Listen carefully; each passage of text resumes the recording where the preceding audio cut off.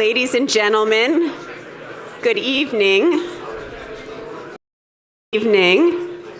I'm Rachel Bronson. I'm the Senior Fellow for Global Energy at the Chicago Council on Global Affairs. It's wonderful to see you out today for the kickoff and the keynote address of our U.S.-Canada Energy Summit. We're delighted to have you. I'm going to welcome to the stage shortly Ambassador David Jacobson, who will introduce the minister. But before that, I wanted to be leaving right at 6:15 because he has a flight to catch. So we're going to do a hard stop, and we'll ask that you allow him egress or as he at the end of the program.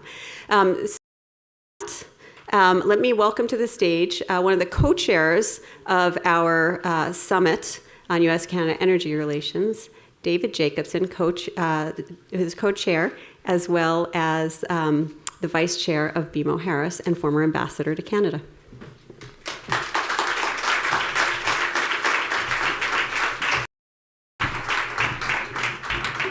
Thank you, Rachel. I have a lot of chairs. It gets very confusing. First of all, I want to welcome everybody here tonight to the Chicago Council Summit on Canada-U.S. Energy Issues. Rachel said I have been privileged as one of the co-chairs of this, along with my good friend Jean Charest, I keep wanting to call him Premier Charest, but that's what he was for the whole time. I knew him when I was in Canada, but we worked together often while I was there, and it's a delight to be able to work with him here. It's also going to be my pleasure in a moment to introduce Greg Rickford. Minister, we look forward to your remarks to talk about the energy relationship between the United States and Canada, the extraordinary growth of the energy sector here in North America, how global energy is going to be impacted by what's there, and maybe a few words about whether the plunge in oil prices is going to continue tomorrow. Exciting times. This topic really does hold particular relevance today. Governments around the world are increasingly elevating their concerns with respect to energy and energy security. The United States enjoy the largest relationship between two countries in the history of the world, about $700 billion a year. And if you've got your calculators out, that's about 2 million a minute. So the longer we go here, the more will be between our countries. Energy makes up an enormous component of that. The minister mentioned this morning a number of something like $140 billion of that $700 billion, which prompts one of my very favorite facts with respect to trade, that Illinois, where we are here today, has more trade with Alberta, the center of oil and gas in Canada, than it does with any of the 50 states in the United States. So this is enormously important for countries. We sit on the edge of an energy transformation. The impact of these changes that are going to take place are going to be extremely widespread. And the world is going to be looking to the United States and to Canada to set the course for our future. It is time to develop better transnational policies that promote growth in both of our countries. A couple of technical things. Tonight's session is on the record. It is being streamed live. In addition, the program is going to be available on the Council's website. We encourage all of you to join in social media. Always tell us in the movies, please take a moment to silence your cell phone. I always wanted to say that, and now my life is complete. Folks, 20% of Canada's GDP comes from natural resources, and more than 50% of its exports come out of the ground.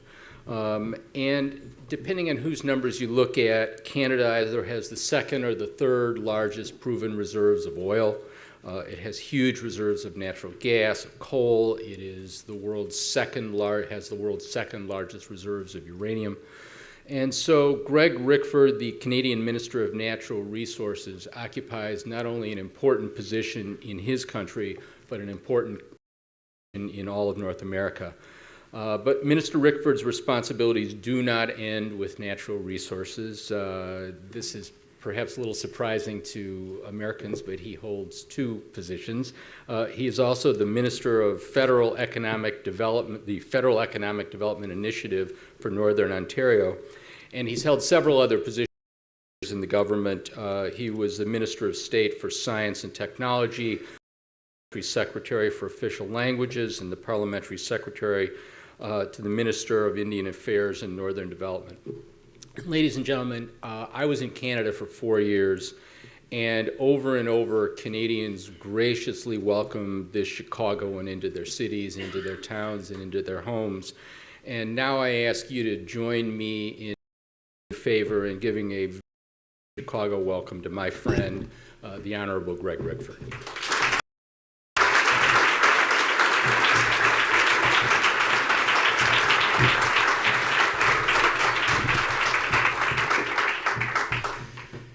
Well, good afternoon, ladies and gentlemen. It is certainly great to be here today. You know, I want to jump right into our conversation, and I'm looking at the list of folks that I ought to acknowledge. There are so many distinguished people here. Suffice it to say, I'm glad and honored to be in your presence, both to our ambassadors for making the trip here to this beautiful city, former premiers and the likes. Thank you for this opportunity, and of course, the Chicago Council on Global Affairs, specifically to Ivo and Rachel for putting this opportunity for us.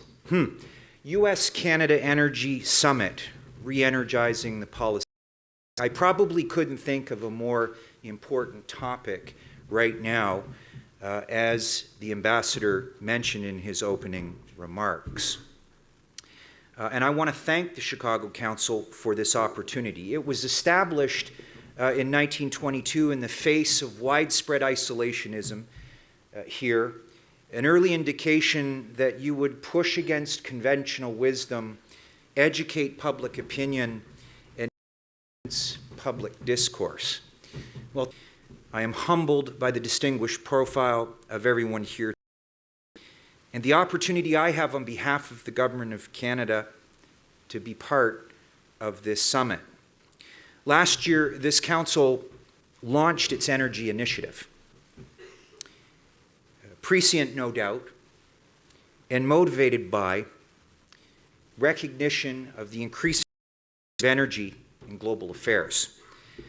As recent events in Ukraine have made clear, energy will continue to be at the forefront of national, and indeed global security. It has been indisputably elevated. It is a tool for better or for worse for exercising foreign policy. As global leaders with extensive energy resources and expertise, then, the United States recognize that we have a play in the world energy stage.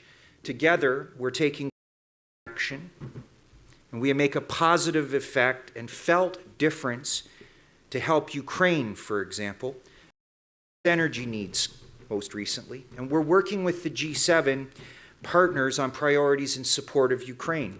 In fact, Secretary Moniz and I, stemming from our in Rome, I was just 4 or 5 weeks into the job, we have provided support for the Ukrainian government's efforts in energy contingency planning, including the deployment of joint team to Kiev to identify critical energy needs and actions, assistance to Ukraine regulatory, fiscal, and environmental reforms, a plan to share expertise in energy efficiency techniques and technologies, and a joint reconnaissance mission of Canadian and U.S. geological surveys to Kiev to evaluate Ukraine's accessibility to quality indigenous oil and gas geological data.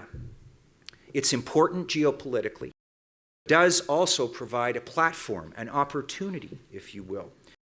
Canada and the United States, be it as competitors, be it in a complementary, to bring our know-how, our science, our technology, our innovation on the short term, certainly, to help them explore their indigenous options for energy, and to set the ground for supply not just for Ukraine, but for a burgeoning demand in the European market. So we meet at a very, very important moment, a time when global energy paradigm is changing, bringing important new challenges and opportunities to the Canadian-U.S. energy relationship. And I should emphasize that this relationship is not confined to Canada, although much of my discussion, and I'm sure our questions will focus on it, must give due deference to Mexico. Process of reform in energy. And I'm looking forward to December 15th when my counterpart, Secretary Minister, and my Mexican counterpart will get together in Washington for trilateral discussions. But I want to talk about the Canada-U.S. energy market integration and move forward and focus for a moment on addressing the energy relationship, its current. Now, I think folks may have it wrong if they seem that it's not so cordial. There are challenges, there are issues.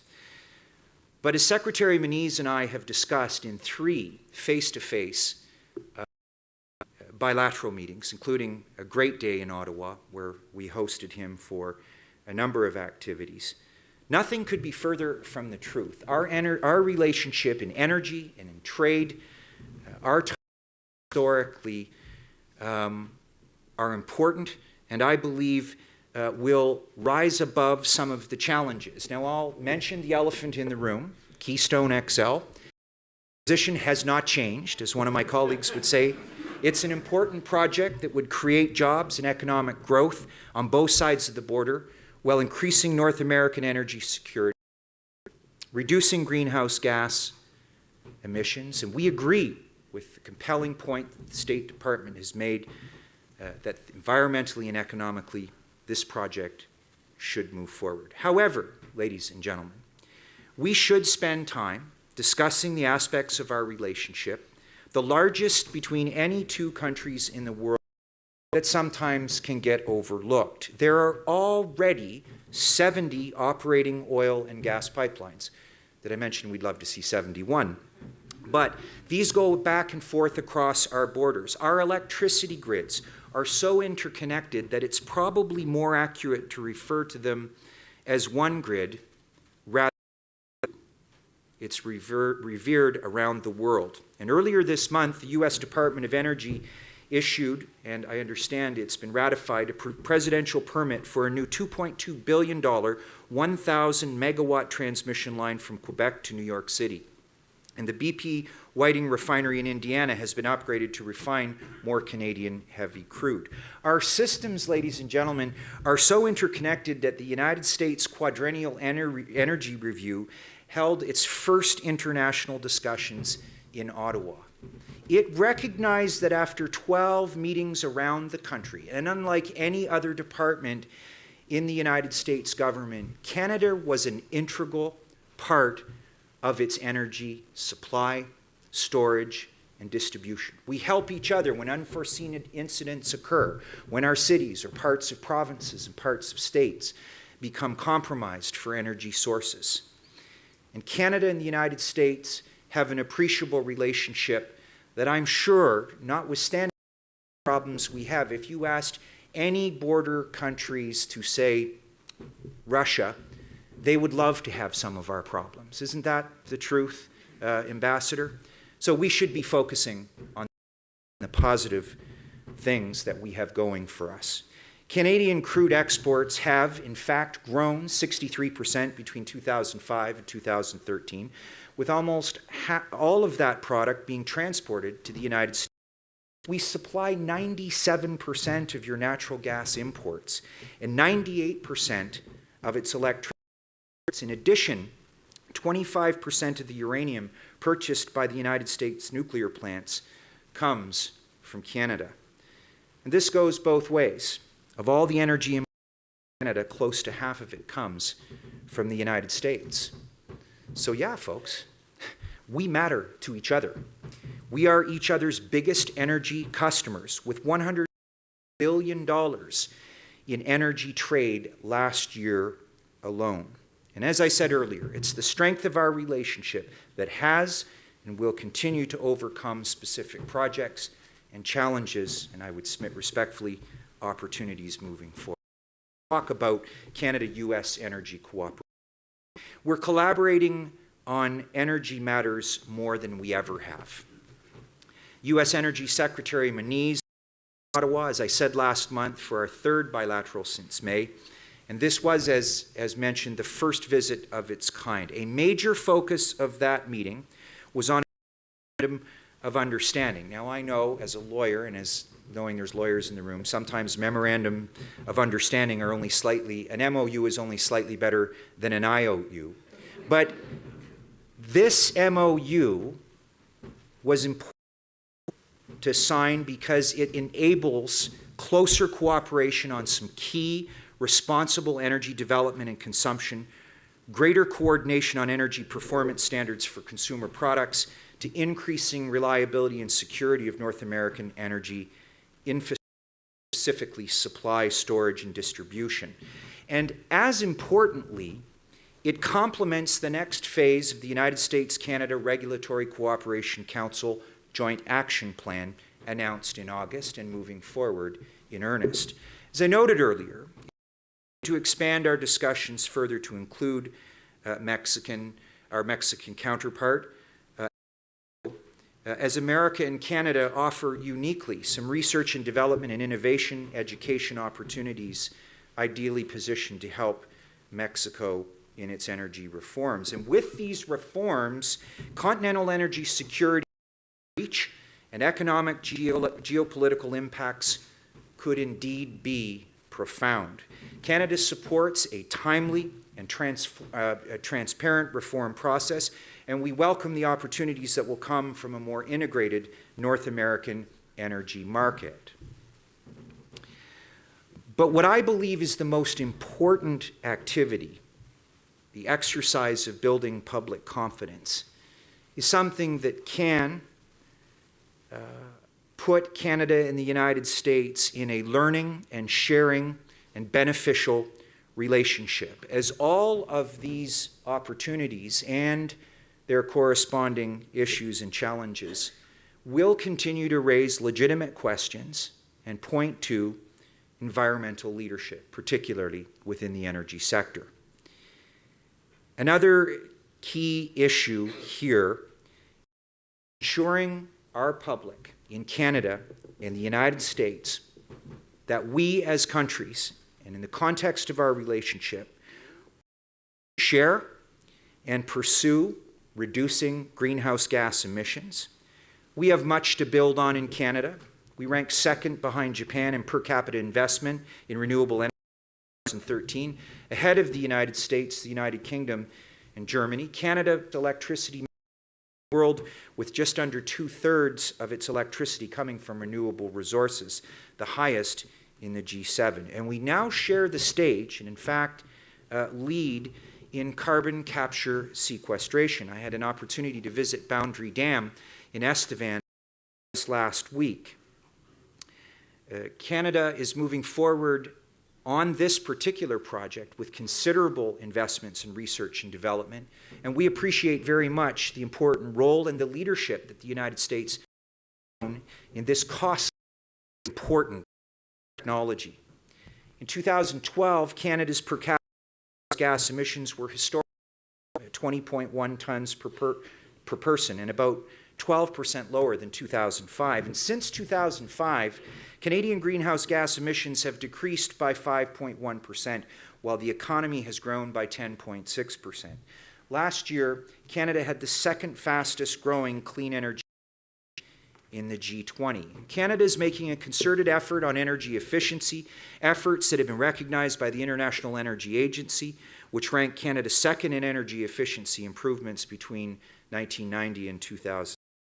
And we'll continue to make those investments in green infrastructure, energy efficiency, clean energy technologies, and cleaner fuels. These are shared goals, shared values. Secretary Moniz and I personally, and obviously as governments. But the questions of global markets and responsible resource development also have our most serious attention. We intend, ladies and gentlemen, to develop our oil and gas resources responsibly. We will meet the burgeoning desire and demand from countries and regions around the world who want to do business with a country that offers political and economic stability. As you know, the International Energy Agency has projected that global energy demand will increase by 1/3 by 2035, and that 76% of this demand will be met by fossil fuels. So the question is not whether we will develop resources, but how we will develop them. We will develop them responsibly, and there are tremendous opportunities for Canada and for Canada in the United States in its relationship. I'd like to focus for a moment on the favorable investment climate in Canada.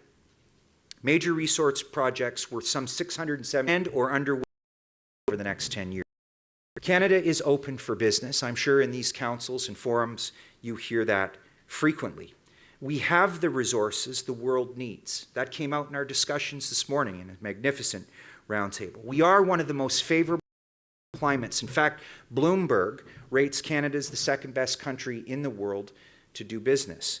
We have the lowest overall tax rate on new business investments in the G7, and we have developed a comprehensive plan that we call, and as I've here, responsible resource development. Let me tell you a little bit about it, folks. Under this plan, we've modernized our regulatory regime for major projects, providing investors with a review process that is predictable and timely, disposes of some of the redundancies, and we've taken clear and concrete steps to ensure that our resources can be brought to market safely. One of the measures, not the least of which, include pipeline safety measures, which I'm working through legislatively as we speak.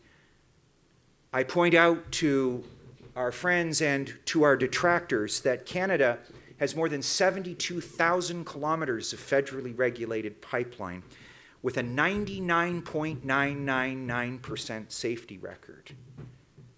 And we want to improve that, because this is an exercise in building public confidence. Prevention, preparedness, response, and liability all allude to that.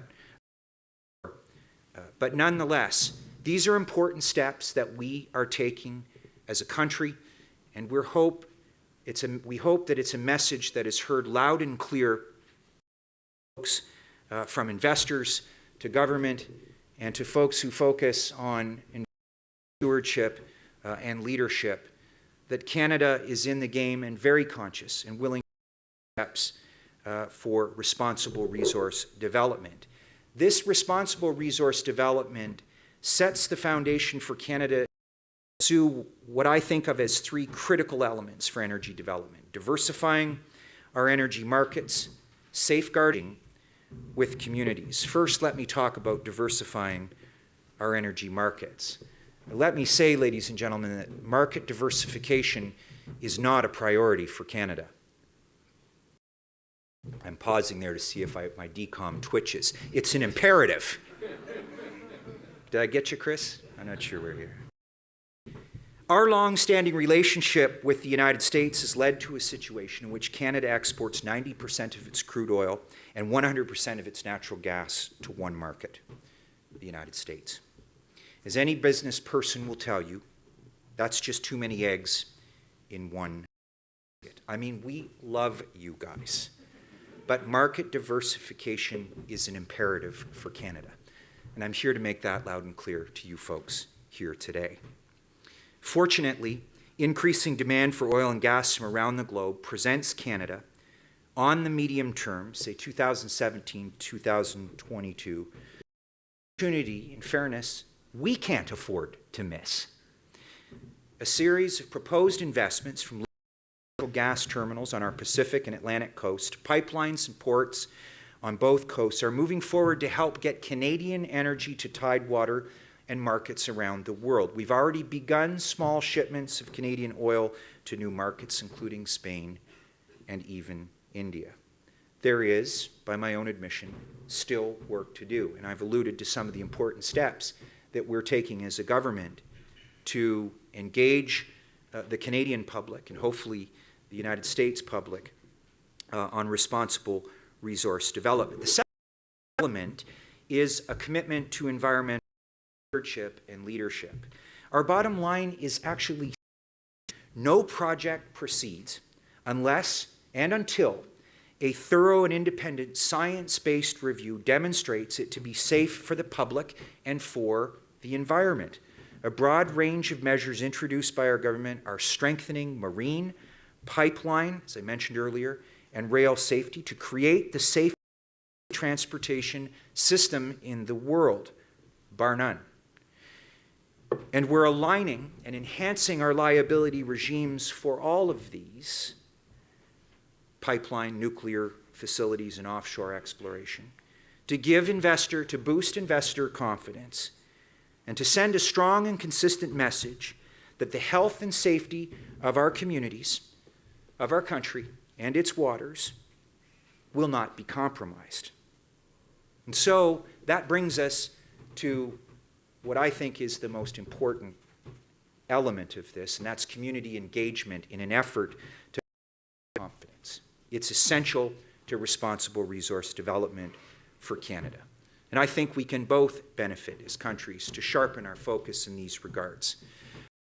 Part, we're committed to a meaningful dialogue with resource-based communities to engage them in development and environmental safety, from preventing incidents in the first place to enhancing our ability to respond to increasing liability and compensation required of companies involved in exploration for energy. Reporting in the extractive sector that aligns with the efforts here in the United States and in Europe. And in addition to that, a critical element of our engagement is with communities to ensure that they are part of responsible resource development from the very start.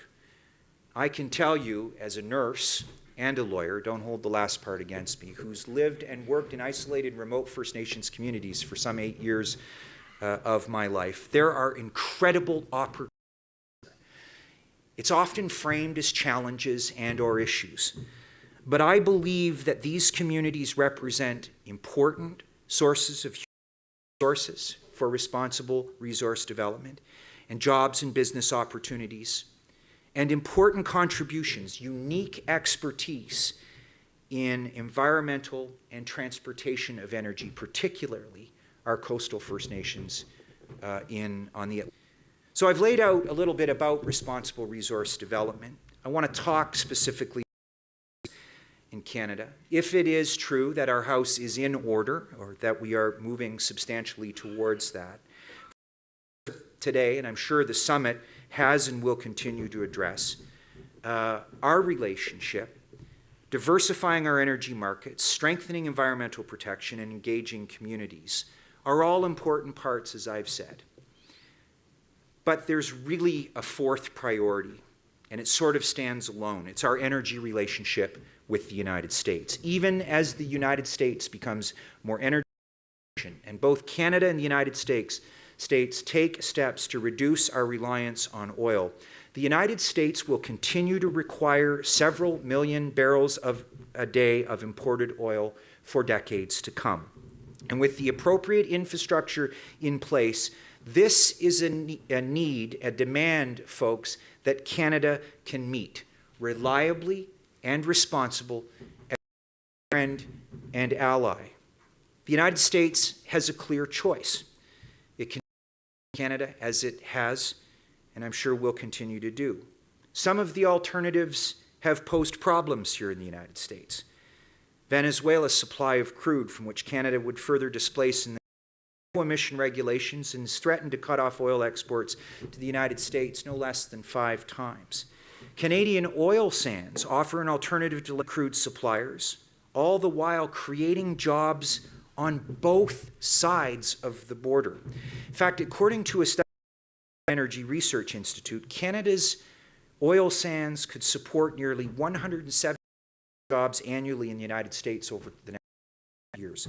This includes software developers in Bothell, Washington, to manufacturing jobs in virtually every state, and a good many refinery jobs in and around Chicago.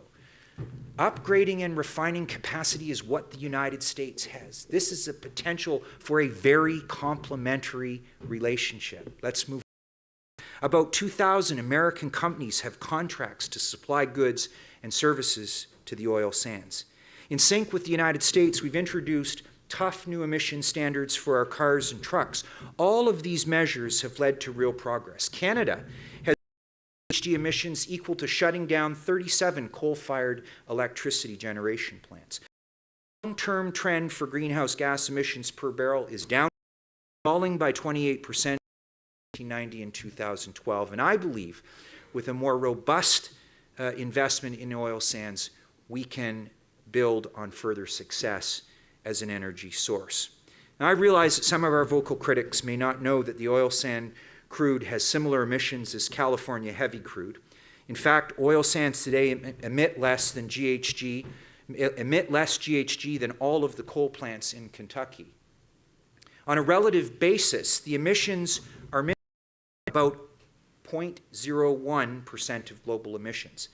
But we accept our responsibility as citizens of the world, and we will do more and do so in close cooperation with our American friends. We have to. And there's an incredible opportunity here tonight, folks, and moving forward. So let me close by reiterating the importance of what you're doing here over the next couple of days and the importance of energy in global affairs.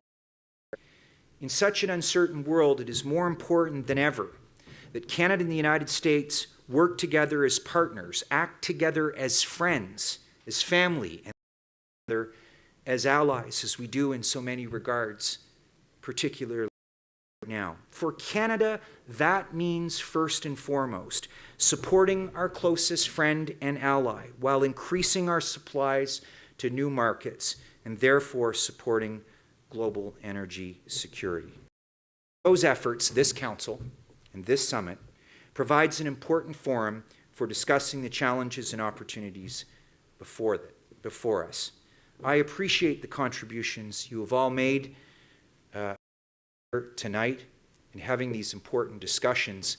For my part, ladies and gentlemen, my name is I'm the Member of Parliament for the Great Kenora Riding, some 300,000 square kilometers of northwestern Ontario.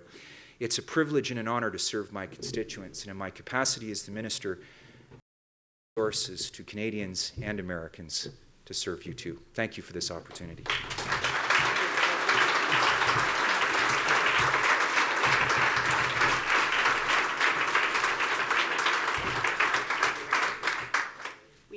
For just a few questions. If you have questions, raise your hand. Please wait for me to acknowledge you, and one of my colleagues will come and with a mic. So right on the aisle here, who's doing mic? There, perfect. Just wait for the mic. Okay, perfect. We're good. Okay, perfect. Please, go ahead. Hi, good Gosh, I evening. could go on for 20 more minutes, I just found out. Do we want to do that? Thank you for coming. Really talk that you just gave. For the record, I'm not an energy specialist, and this question is meant to play devil's advocate. I'm not taking a position. Would you please publicly comment about the arguments against the Keystone Pipeline, which include coat in the air affecting towns near tar sands, groundwater contamination concerns, and the red line would be primarily forwarding energy overseas, contributing to U.S. energy independence? Thank you. Wow, that's a question that touches quite a few categories. Let me just say that with respect to Keystone XL, we believe that it's an important part of our energy market diversification imperative. We know, as I said in my remarks, that this via pipelines represents a much safer method of transportation for energy products, reduces greenhouse gas emissions, and obviously is a matter of safety, particularly in light of the squeeze on rail by oil. Not only has it become a safety issue and compel us to look more closely at developing pipeline infrastructure, obviously there are mining sector, the other side of the extractive sector, forestry, and in fact grain in Western Canada, Ambassador Dewar, who are feeling the squeeze frankly, of oil by rail. And sir, the demand is not going to change, okay? And oil sand investment will improve on what is already a responsible way to develop our resources. It is not without, but we believe, by all accounts, and the statistics support, that our plan for responsible resource development, based on prevention, preparedness, response, and liability regimes, are an excellent platform from which projects like Keystone and other pipeline projects that are coming soon for contemplation through rigorous independent environmental assessment joint review panel or our National Energy Board will be heavily scrutinized, and the health and communities is paramount, and these projects simply won't proceed if they don't meet that test. Thank you. Question back in the back, Andy Zemenitas, please. Thank you, Mr. Minister. This week, we've seen a lot about the drop in the price of crude, and we've seen it at the pumps. It was recently, I believe yesterday, Tom Friedman did a piece about the saying that it's the U.S. and Saudi Arabia trying to hurt Russia and Iran. My question for you is, how far can this price before it threatens the energy revolution in North America? Because talking about technologies that were very expensive, and 5 years ago nobody even talked about them, but now because of the price of crude, we're getting there. Thank you. So I think importantly,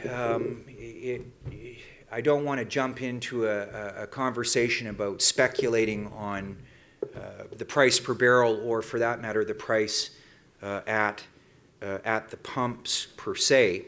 I can tell you that in the context of energy infrastructure, certainly the hot topic is between Canada and the United States for good reason, and for some of the issues that they are built around capital-intensive projects that are focused on the medium to long term. And that makes sense. Secretary Moniz and I have talked about the European market stemming, as I said, the situation in Ukraine. Opportunity, and certainly in my discussions in Beijing and ones I'm soon to have in Japan, tell us that these regions, these countries are asking for a medium-term ability for Canada and for the States, because I've been told as much by investors and from the United States government, that we can be in play for that medium term. So talking too long and hard about the price of oil, obviously, as the Minister of Finance said today, there could be some implications on the short term, but we're focused on the medium-term opportunities that Canada and the United States have in both complementary and, to a certain extent, some competitive opportunities to serve new markets, and that these capital-intensive projects demand a certain discipline and focus on the medium to long-term objectives, and to that extent mitigates short-term pieces, not to discount those that are involved in the or affected by fluctuations in price. And I should say, finally, that loss minimization, I think, is an exercise, whether it's OPEC or Canada and the United States, will occur over the short term. In other words, production will continue, and I'll leave any further comments there in case I just get into a big conversation about speculation. And I'm a nurse and a lawyer, and 7 months into this job, it's probably better I focus on what, as a quick study, I completely understand. I'm sure there's people in here far more qualified to speculate on oil prices. Mr. Minister, you talked about diversification as a key goal for Canada. Part of what we'll talk about in the next 2 days is our energy future, is what we make of it, which is going to be the conversation between publics and governments and private sector. How likely do you think it is that Canada is going to be able to get its energy out east or west? What are some obstacles you're facing, and how optimistic are you that they'll be overcome? It's obviously the question of the day. Let me be clear on the market diversification imperative. There are really two components to this, folks. The first being the markets themselves, and the second one being offering for those new markets. We're well along the way in other energy files, and obviously the provinces and territories seized of the jurisdiction and the decision making around those energy. So currently we have the political conditions as a federation that are seem to be clearing the path for a healthy and respectable discussion around, for example, Energy East. This is a project that is not too far away from making a submission to the environmental assessment process. And as I said earlier, I think our challenges are really about public confidence.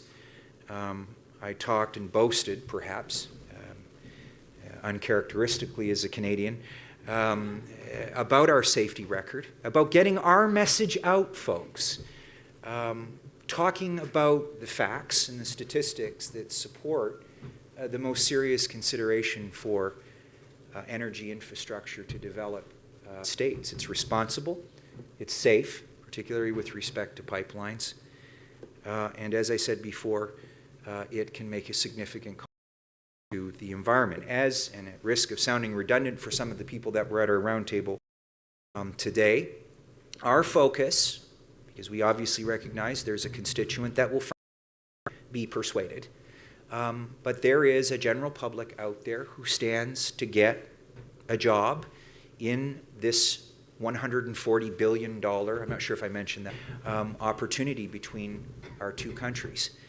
And additionally, and we've seen this in other responsible resource development projects, extractive activities in Canada, that the environmental assessment processes themselves provide economic opportunities for communities. I like to talk about the Great Kenora Riding, Jean. You know, we have 25 isolated First Nations communities. When the Ring of Fire, for example, is going through its environmental assessment process, there were people gainfully employed in that process. Traditional land use, cultural mapping. I said earlier, the expertise in marine safety from our coastal First Nations. These are opportunities, and it's time we started to frame it like that. And we'll work through some of the issues and challenges that they pose. But to a certain extent, in a residual position on that particular question. Obviously, it's worth pointing out that there is as much, if not more, good news about project development in Canada and our participants, the proponents, and the communities. And we feel very positive about me saying to you and to the folks here tonight that we feel like we're in a better position than we've ever been to meet the medium-term opportunities that the market diversification imperative and the global demand have before us. Thank you. We have time for one more question. The minister's flight, you'll be surprised to know, is delayed. So if there's one... Shocking. Well, that means I could take a couple more questions, folks, I guess. I'm happy to do that. Stephen, right here. Thank you for your comments. And I'm just wondering, outside the area of your concern, but how concerned is the Canadian government over the melting of or the diminution of the Arctic cap? I assume it's going to make it easier to get to some of your resources in the northern part of the country, but I understand it is having environmental impact, not the least of which on the poor polar bears who are drowning in record numbers, I understand. Okay, well, I'm not going to get into a specific discussion on. I could offer some statistical support to the contrary with the greatest of respect, sir, but there is no question that the Arctic, and it's very delicate, as somebody who's actually lived there, can tell you that we are very sensitive to exploration activities stringent environmental assessment processes, joint review panels, and the Independent National Energy Board's activities in qualifying based on science and facts whether these should advance. We currently chair the Arctic Council, and we're seized of this issue, and we're obviously very pleased the United States will take over that position next year. And I believe, in keeping with our tradition and shared values, particularly with respect to the Arctic, continue to be very sensitive to any opportunities there might be in energy regards. There is also sovereignty, as you can well imagine and understand and appreciate. And as well, there are opportunities for sustainable technology, alternative sources of energy in our isolated and remote communities across northern Canada, but particularly in the Arctic, that I think create as many opportunities as there are issues. Thank you. Last question up here, Ivo Dalder. Much for coming here. You started off talking about U.S.-Canadian cooperation on Ukraine and supporting Ukraine. Mm-hmm. So let me ask you a big sort of geopolitical question here. Mm-hmm.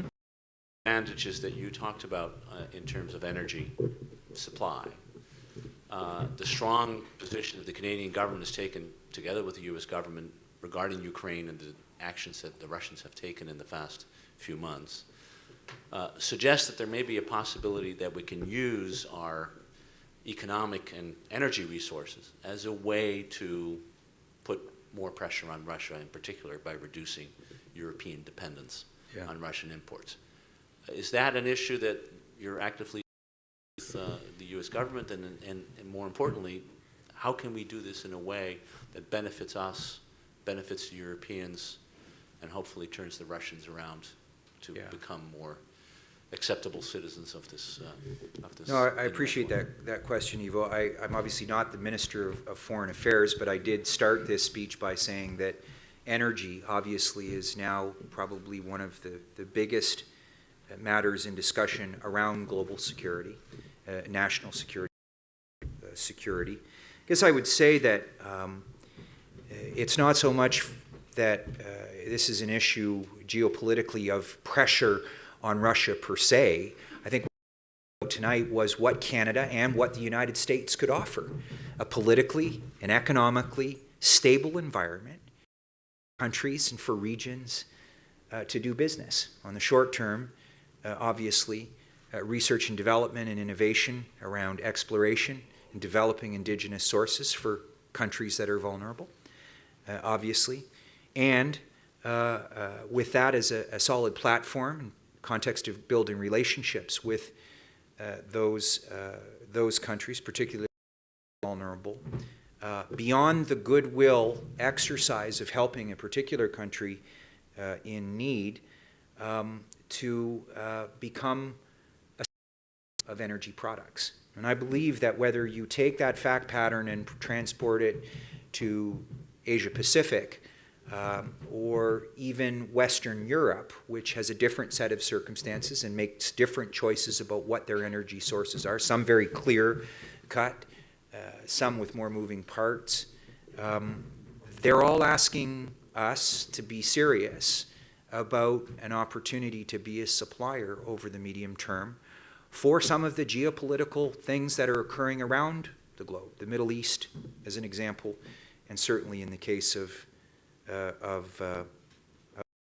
I think importantly, I might add, the reality of it is that in addition to the demand I talked about as between our two countries, there is still going to be a continued demand for fossil fuels, if you will, around.